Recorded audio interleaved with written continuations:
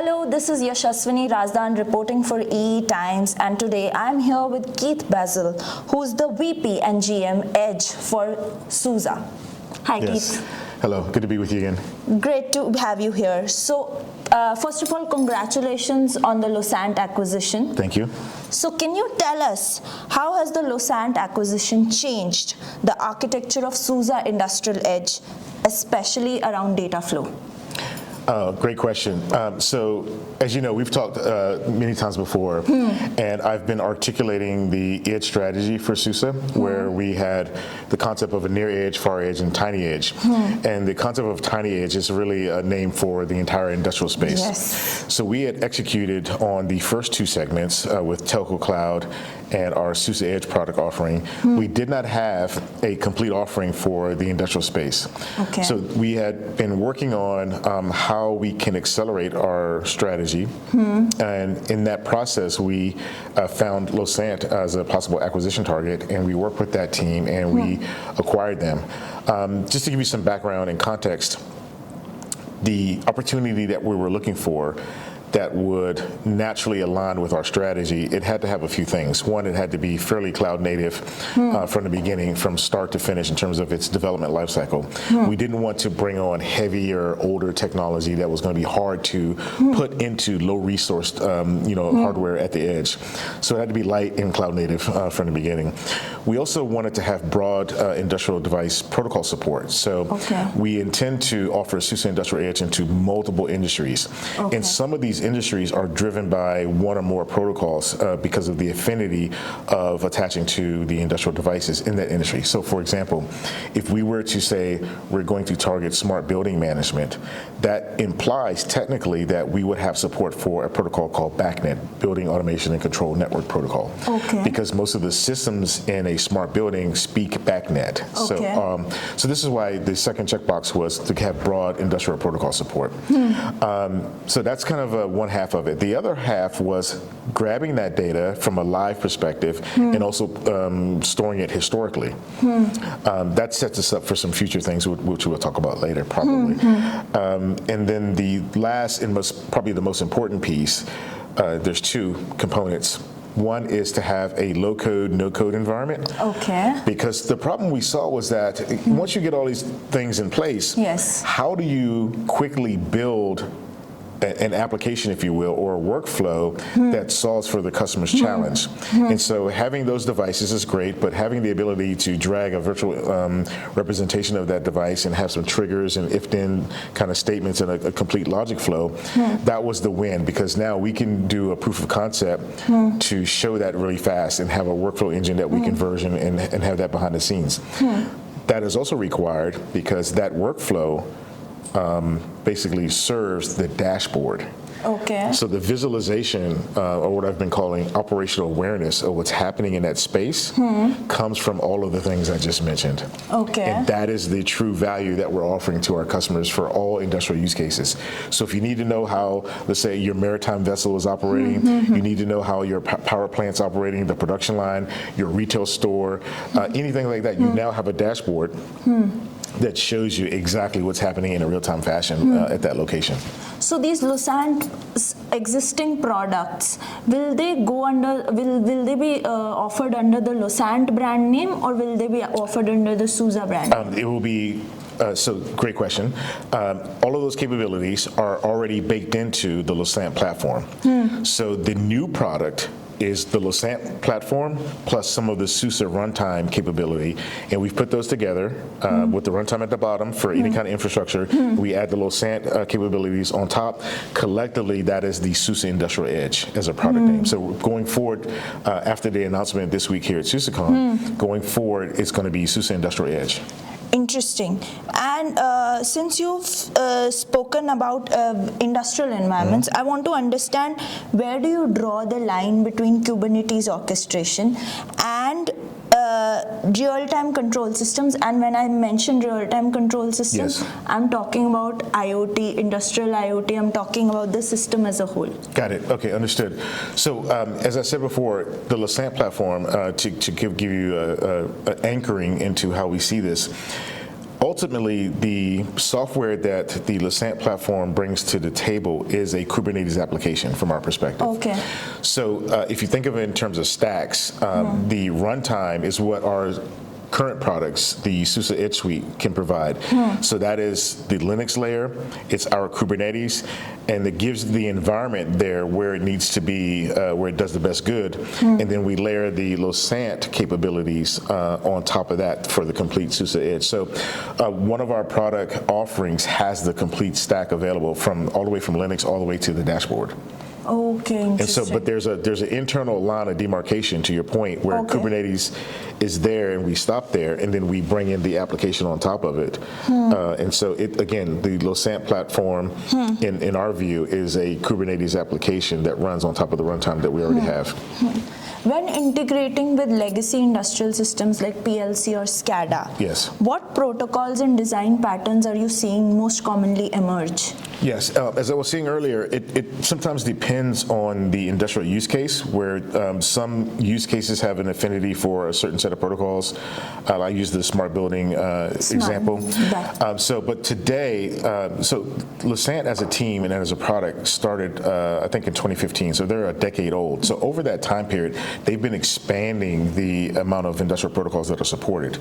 So things like OPC UA, MQTT, Modbus, BACnet, and others are already there. So this was the other thing we searched for when we were looking for a way to accelerate our strategy. We wanted to make sure that broad device coverage was already baked in. So we've got that. So in the research that I've done or that our team has done, we have pretty much like 95% coverage for all the industrial protocols out there today.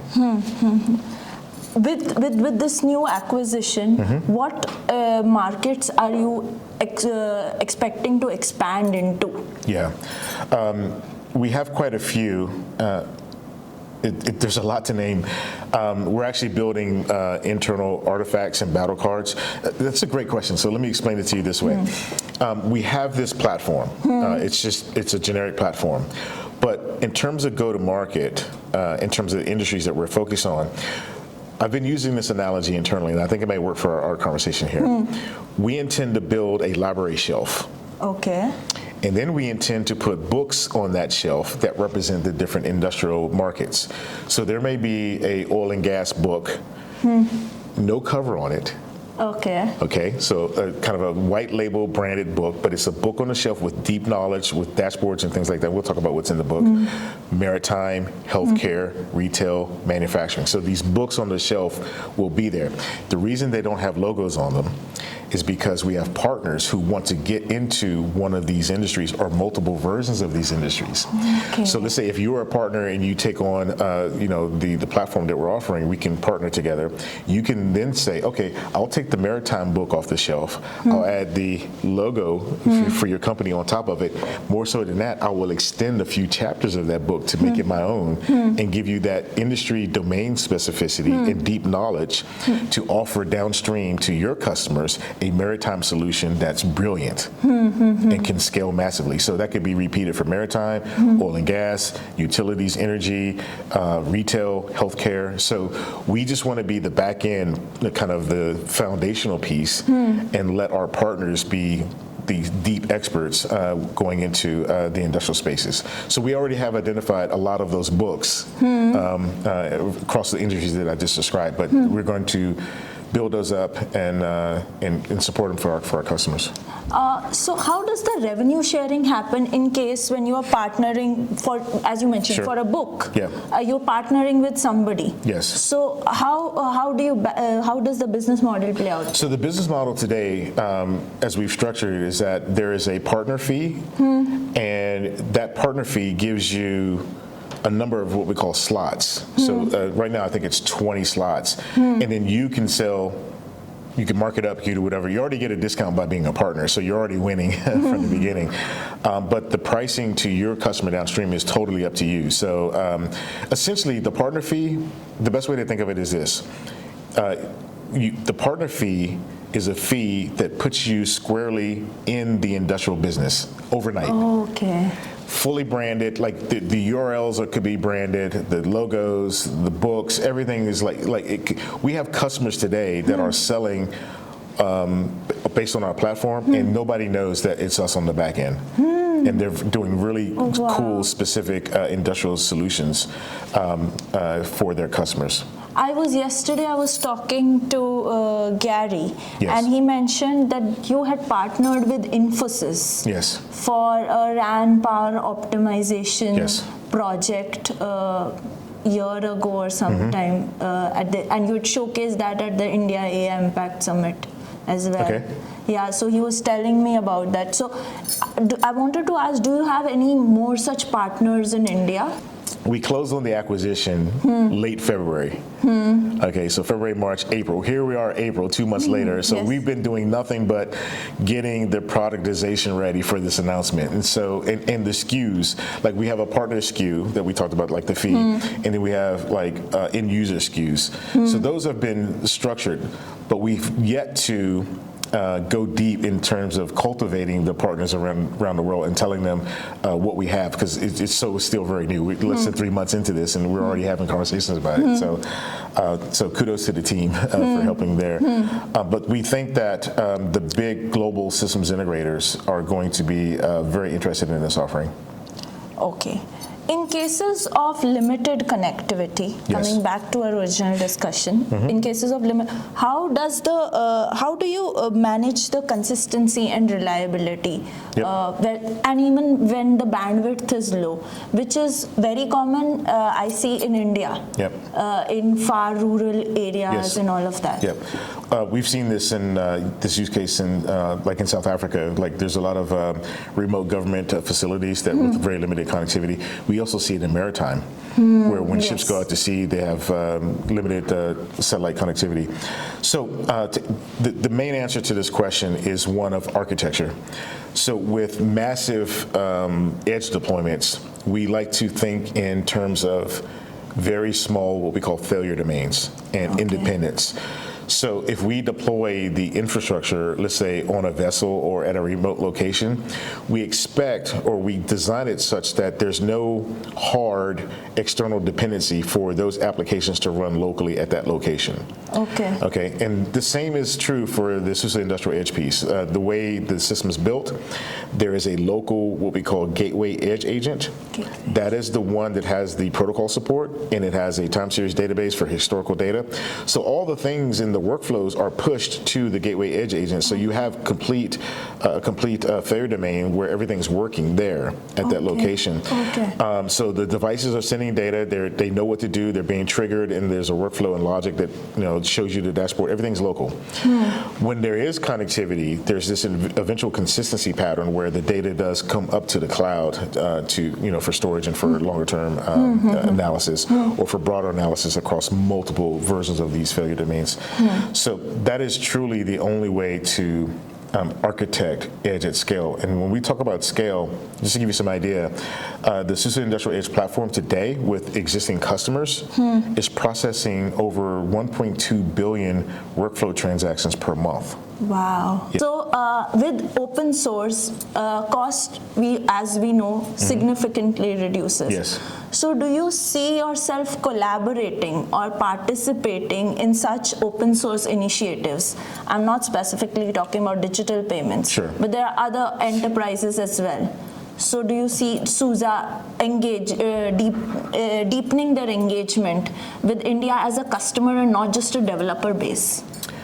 I do, but for us, I think that engagement will come through our partners. Literally 2 hours ago this morning, I had a conversation with an industrial partner, and they specialize in the B2C payments, the e-business side of that. So if we were to go support the Indian market or even the African market, because I'm seeing the same thing in Senegal and Ghana and some other places with cashless, and it's amazing how the phones are now the new wallet, which is great.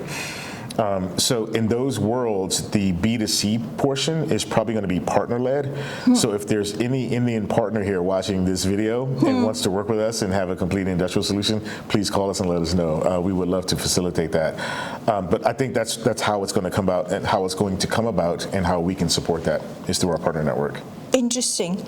in large-scale deployments where there are thousands of devices, Yes. what are the biggest operational bottlenecks that customers you see face today, and how can you help them, fix those?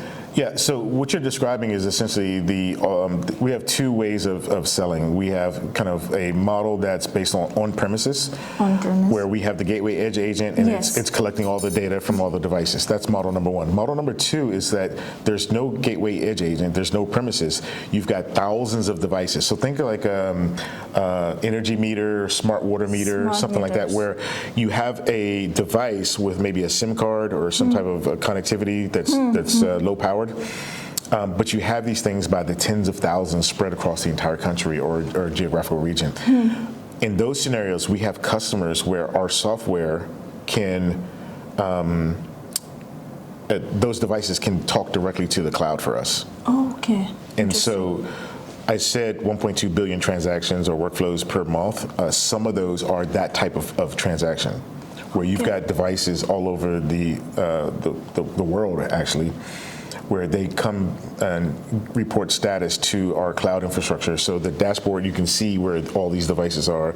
You can see state and status, and you can aggregate all of the data. Or you can put that data into a customer's environment so that your customer can only see their devices. Okay. So how do you address the challenge of observability in this case? For us, observability is almost baked into what we do, because the protocols that we use are designed to survive low bandwidth, high latency, disconnections. So not to be too technical, but we use MQTT kind of in a pub/sub model. Yes. And that's a very proven protocol across the board, so we can support millions of devices. It's not a problem. Interesting. And in case of distributed edge environments, how do you handle the security? Because when it comes to open source, people are a bit hesitant. They say that it's open source. What about my security? Yeah. It's a broad topic, probably that we could probably have another, but let's talk about the high level pieces of it. So I'm a big believer in zero trust based security. In a former role, I was the lead security product manager for some cloud infrastructure products. So I understand the space very well. And the notion of, so let me stay with security first before I go to sovereignty. Yes. The devices, it's all encrypted, mutual TLS. You just can't talk to a device. It has to be authenticated from an identity perspective before the connection is established. And then some of the hardening around the hosted services and the on-premises services come from our best practices, where we inherit those from Linux and Kubernetes.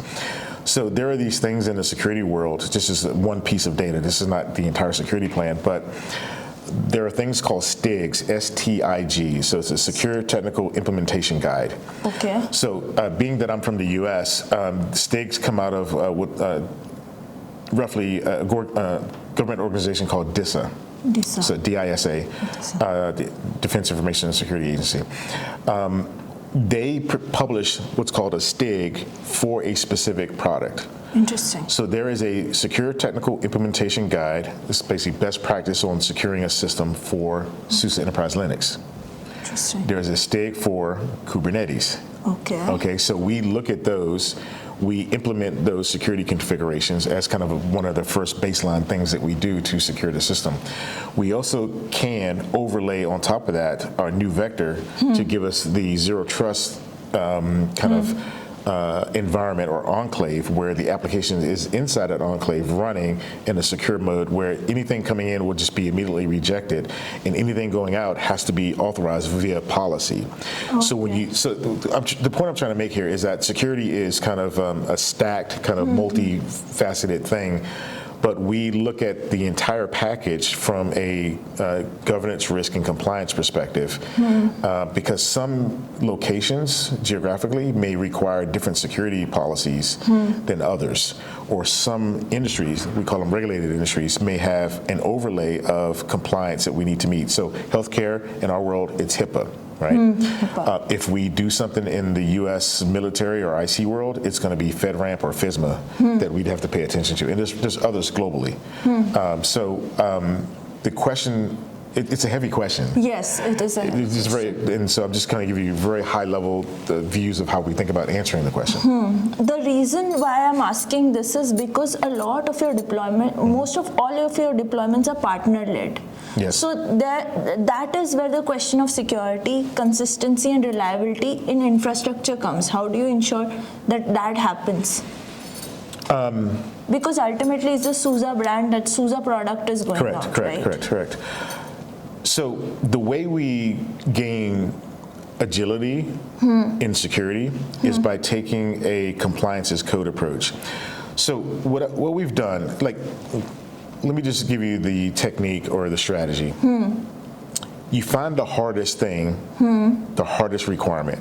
Right, and a lot of that, like, it may be a biased answer, but a lot of that comes out of like the military security profiles from the U.S. government. Okay, so that's the hardest thing. We've not seen anything much harder than that. Yes. If we can solve for that and capture that as software, we can then go here and say, okay, we've checked most of the boxes and we don't need these other things, so now we can pivot and say, we have a security story for France. We have a security story for the German BSI. We have a security story for NISA or NIS2 or whatever it is. So. But it all starts from a software compliance as code approach, because that's the magic that gives us the agility to answer the security requirements in these remote locations or these other geographies, or as a cornerstone / baseline for digital sovereignty. Interesting. Okay. Interesting. So that's the way we would, and that again is only for the SUSE pieces and SUSE components. And I call it accelerated compliance because our mission, if we're going to do the best job possible, is to pre-configure our software to run securely in that environment. And then it's up to the customer / partner or integrator to fill out everything else. Interesting. Well, it's been a very good discussion. Yes. And I want to, I wish you all the best for the future.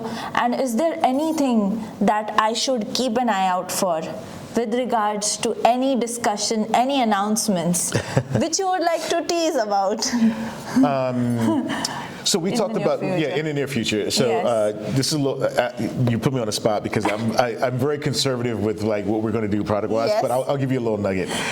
I talked about the workflow engine and how we can build a dashboard really quickly. So imagine this. Imagine you talking to an AI agent and saying to the agent, build me a dashboard that gives me the operational state of my location with the best key performance indicators in mind and how we can be more efficient.